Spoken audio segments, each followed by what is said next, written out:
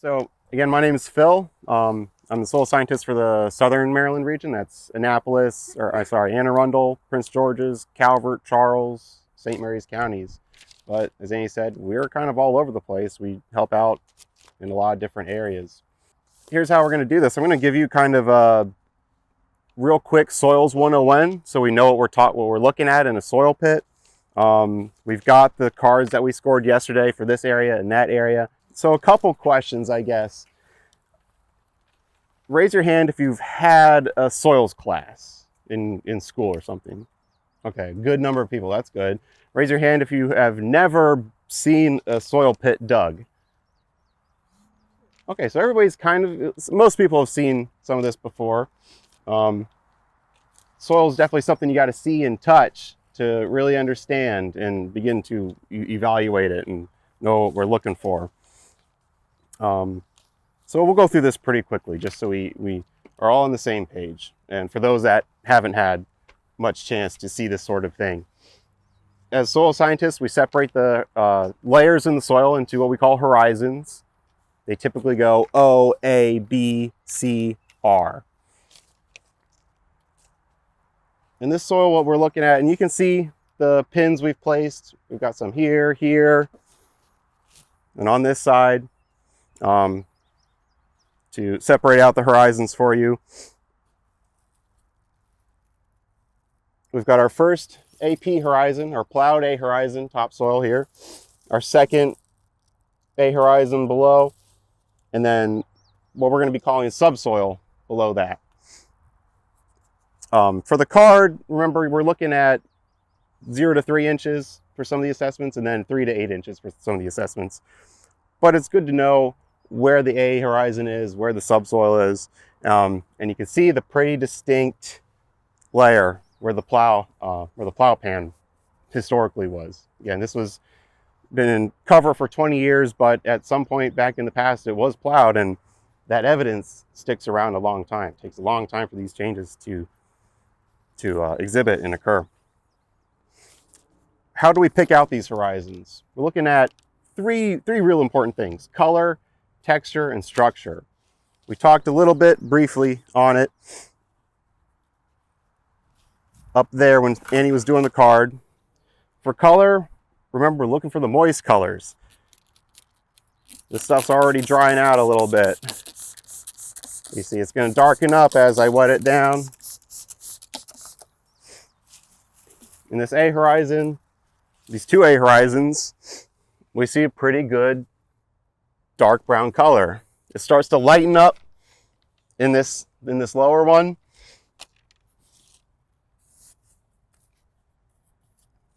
Then we have a very, very clear difference in the dark brown A and the orange B. So that's one thing I'm looking for when I separate out my horizons. Something else is texture. So you're going to be feeling on the surface. Mainly for doing the card, you're going to be feeling the texture on the surface. Down to the 3 to 8 layer. And if you're doing a more advanced description, you're looking in the B horizon too, which is where you might see some clay increase, a lot of color change.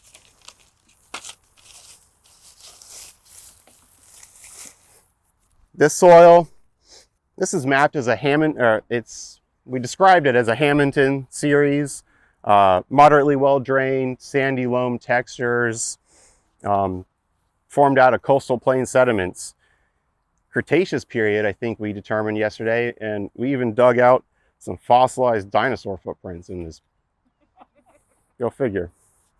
They're in there. But anyway, pretty sandy soil.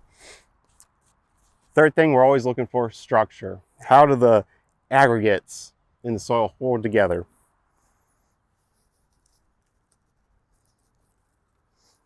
This is something that you need to, it can be easily manipulated. I could take a piece of soil and mash it up and, well, I've destroyed all the structure. I don't know what I'm looking at. So you really need to kind of dig in there with your implement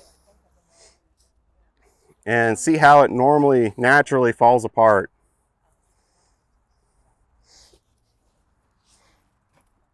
So a little more little more granular here in the top. And then in the subsoil, should be able to see a very clear difference. More blocky, large pieces. When you guys are out there at your sites doing this on your own, this is kind of the typical kit. This is all that you need to do all this. You got your pin flags, color book, hopefully in the attached to the soil card online. There are descriptions for color, but if you're lucky enough to have the color book, you can get really precise with it. A screwdriver, a soil knife, something to dig and poke and prod. Ruler's helpful for measuring the infiltration and stuff. And most of these guides should be in the health card attached. Texture, if you've not well practiced with texture, follow the guide. Over time, you will develop that skill.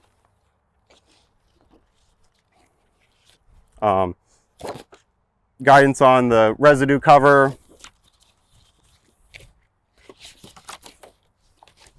The infiltration, there's the color examples if you don't have your color book. Structure, pictures, all that good stuff. So we can discern a lot from those properties, how the soil is functioning, how it's functioning as a natural ecosystem, how it's functioning for soil health in agriculture. When we're looking for color, we're talking about organic matter. The darker brown, the more organic matter we have. Hopefully, as we turn toward reduced tillage or systems like that, you're seeing a development of darker brown. And really that's carbon storage.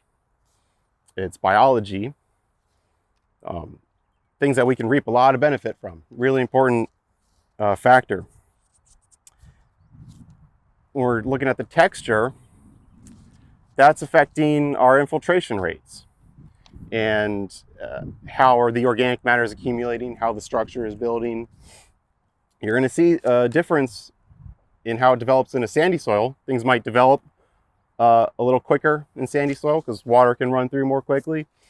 You're going to see a different structure in a clayey soil, something that's really fine and stiff that impedes water infiltration. So here on this side, again, this field has been laying fallow for 20 years at least.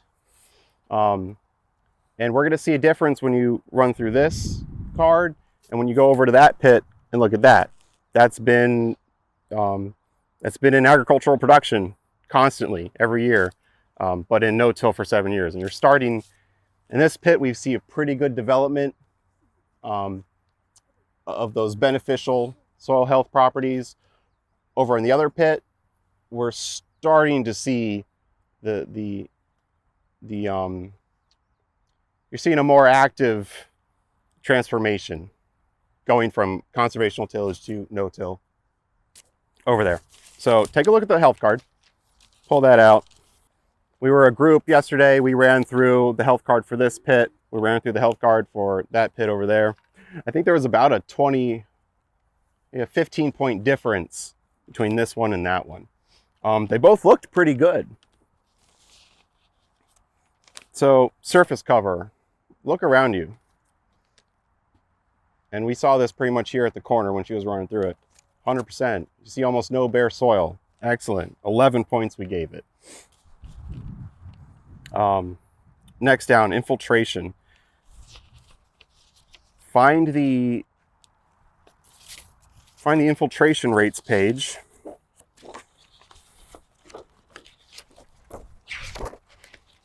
You'll see we list it by time. We got a sandy loam. So the expectation is normally 10 to 30 minutes infiltration for that 1 inch deep pool of water. We clocked it at 1 minute 33 seconds for that to infiltrate. So that put us 1 class higher on our infiltration. We gave it 11.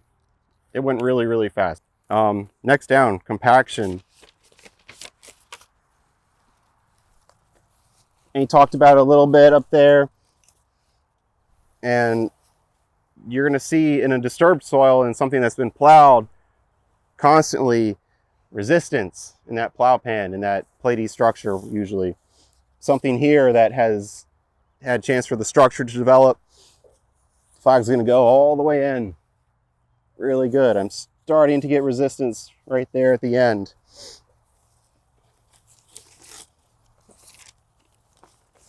We rated that a 10. 10 out of 11. Next category, organic matter. And this is the first one that you're splitting into two sections. That 0 to 3 inches and 3 to 8. We use that because that's typical of what we're seeing in agricultural fields in Maryland. As we start to see development of these properties, it's starting there to about the 3-inch mark. And over a really long time, it'll start to reach down even further.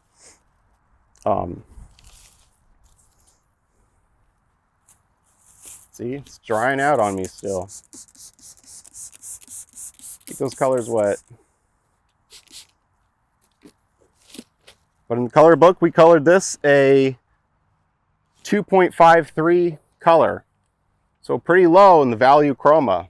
It's a nice dark brown, especially if you're looking at something like this, or in that lower A horizon. That's high, that's good. Gave it an 8 points out of 11. That 3 to 8 zone, we colored that. Still pretty dark.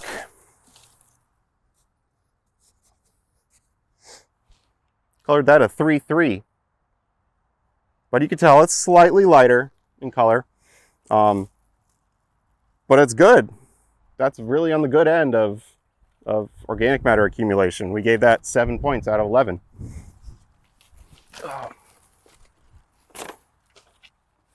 To the back. Soil structure. Again, we're going to go 0 to 3 and then 3 to 8.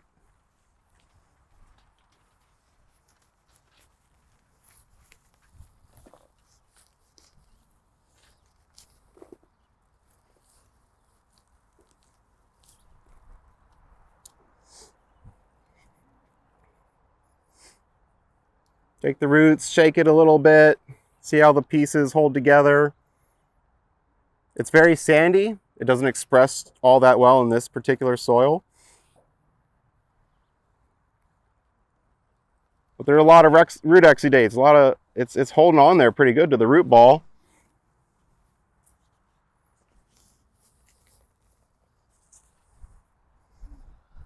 I'm getting some granules in there. It's certainly not a blocky structure.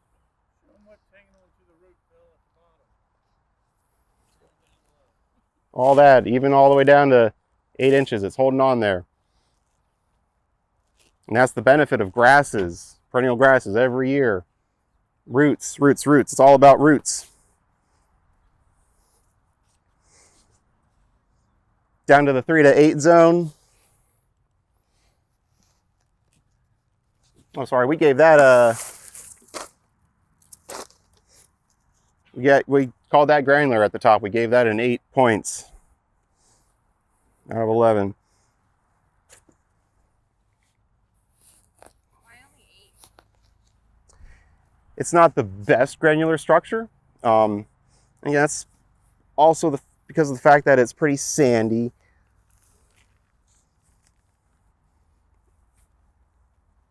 See, the pieces don't quite... They're not all holding together. We want it to look like cottage cheese, where everything would be these little bits, but a lot of it is still kind of falling apart. So not perfect. If you were to walk into the woods there and dig a hole, you might see something a little better, at least in the surface. Sandy soils start at a disadvantage. Clay soils have a lot more cohesion, right, to the particles, so the structure forms a lot more readily. Sand particles by nature don't want to stick to themselves or to each other, so it takes much longer time. That's the wrong height. Where am I going? 3 to 8 inches.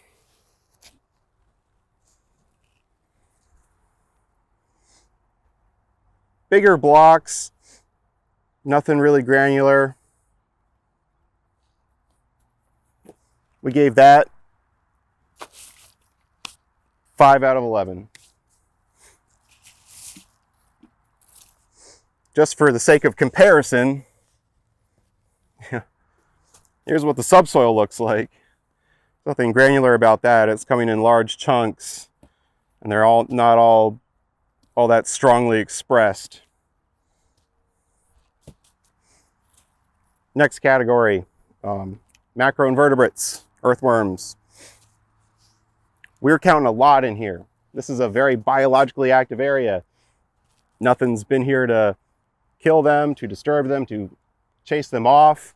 I think we counted like 8 earthworms at the time, plus some grubs, ants. I think I saw a beetle. There's a beetle right there. They're part of the same food web as the microbes and fungi, the plants. This is something that you're going to come in and dig around for yourself to see. I can't really show you. We gave that a 9 out of 11. Final category, soil odor.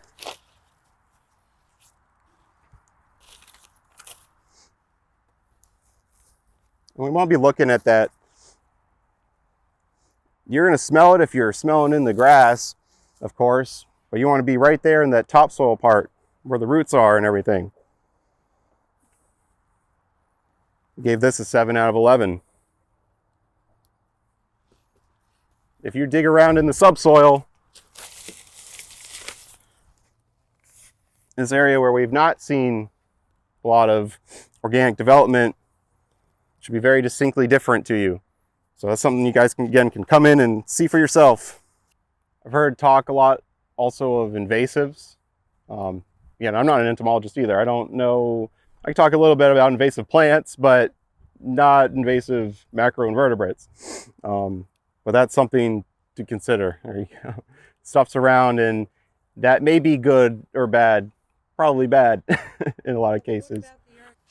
There's always a section for notes. That's the sort of thing you can easily put in there, because this is a quick assessment. It's not perfect. It's not an extensive study, but we got the space to note those things. When it's all said and done, we got a scale of 0 to 99 at the end of the card. This made it a 73. It's good.